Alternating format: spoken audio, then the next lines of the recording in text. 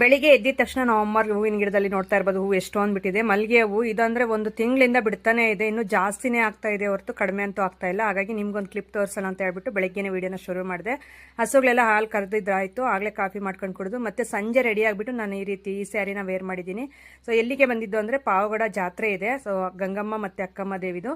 ಹಾಗಾಗಿ ನಮ್ಮನ್ನು ಇನ್ವೈಟ್ ಮಾಡಿದ್ರು. ನಾನು ಒಂದು ವಿಡಿಯೋನ ಶೇರ್ ಮಾಡ್ಕೊಂಡಿದ್ದೆ ಸ್ಟೋರಿಗೆ. ಆ ವಿಡಿಯೋ ನೀವು ನೋಡಿದರೆ ಅರ್ಥ ಆಗಿರುತ್ತೆ. ಅಲ್ಲಿಂದ ನಾನೀಗ ಏಂಜಲ್ ಬ್ಯೂಟಿ ಸಲೂನ್ ನನ್ನ ಫ್ರೆಂಡ್ನ ವಿಜಿನ ಕರ್ಕೊಂಡು ಈಗ ನೆಕ್ಸ್ಟ್ ನಾವು ದೇವಸ್ಥಾನ ಹತ್ರ ಹೋಗ್ತಾ ಇದೀವಿ. ನೋಡಿ ನಾವು ಬರೋಷ್ಟರಲ್ಲಿ ಆಗಲೇ ಹೊಸ ತೇರು ಇದನ್ನೆಲ್ಲ ರೆಡಿ ಮಾಡ್ತಾ ಇದ್ರು. ತುಂಬಾ ಖುಷಿ ಆಯ್ತು ಹತ್ರದಿಂದ ನೋಡ್ಬಿಟ್ಟು. ಹಾಗೆ ಇಲ್ಲಿ ಬಂದಿರೋಂಥವರೆಲ್ಲ ತುಂಬಾ ಜನ ಬಂದಿದ್ದಾರೆ. ಹಾಗೆ ಒಳಗಡೆ ಹೋಗ್ಬಿಟ್ಟು ದೇವ್ರ ದರ್ಶನ ಮಾಡ್ಕೊಂಡು ಬರೋಣ ಅಂತ ಒಳಗಡೆ ಹೋಗ್ತಾ ಇದ್ದೀನಿ. ಸೊ ಜನ ನೋಡಿದ್ರೆ ಸಿಕ್ಕಾಪಟ್ಟೆ ಜನ ಬಂದಿದ್ದಾರೆ. ನಾನು ಆಮೇಲೆ ತೋರಿಸ್ತೀನಿ. ಇಲ್ಲಿ ಕಲ್ಯಾಣಿಗೆ ನೀರು ಬಿಡ್ತಾ ಇದ್ರು. ಇದೆಲ್ಲ ಫೋಟೋ ಶೂಟ್ಗೆಲ್ಲ ತುಂಬಾ ಚೆನ್ನಾಗಿರುತ್ತೆ. ನಾವು ಬರೋಷ್ಟರಲ್ಲಿ ಆಗಲೇ ಪೂಜೆಗಳು ಎಲ್ಲ ಶುರು ಮಾಡಿದ್ದಾರೆ. ಅಂದ್ರೆ ಒಂದು ವಾರಕ್ಕಿಲ್ಗೂ ಆಗ್ತಾನೆ ಇದೆ ಜಾತ್ರೆ. ನಾವು ಬಂದಿದ್ದು ತೇರಿನ ದಿನ ಬಂದಿದ್ವಿ. ಹಂಗಾಗಿ ಸೊ ನೋಡಿ ದೇವಸ್ಥಾನ ಎಷ್ಟು ಚೆನ್ನಾಗಿದೆ. ಒಳಗಡೆ ತೋರಿಸ್ತಾ ಇರೋದು ನಾನು. ಈ ಬ್ರದರ್ಸ್ ಎಲ್ಲ ಕೆಂಪು ಟವಲ್ ಕಟ್ಟಿದಾರಲ್ಲ, ಅವರೆಲ್ಲ ನಮ್ಮನ್ನ ಇನ್ವೈಟ್ ಮಾಡಿದ್ದು.